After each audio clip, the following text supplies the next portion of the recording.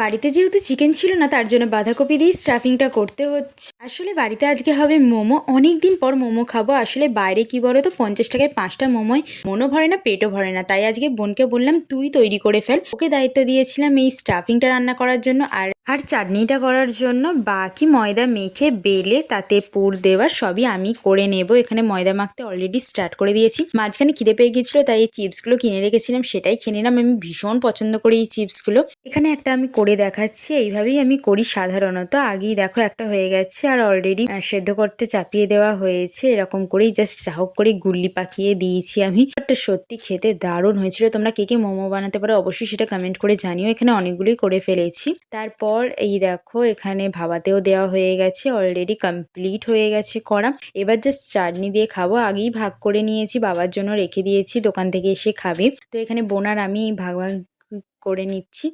আসলে চাটনিটা না প্রচণ্ড পরিমাণে ঝাল দেয় আমার বোন, অনেকগুলো শুকনো লঙ্কা দেয়, তাই দারুণ খেতে হয়। আমি খেয়ে থাকি। তোমরা চ্যানেলটা সাবস্ক্রাইব করে দাও। Thank you for watching. Bye by.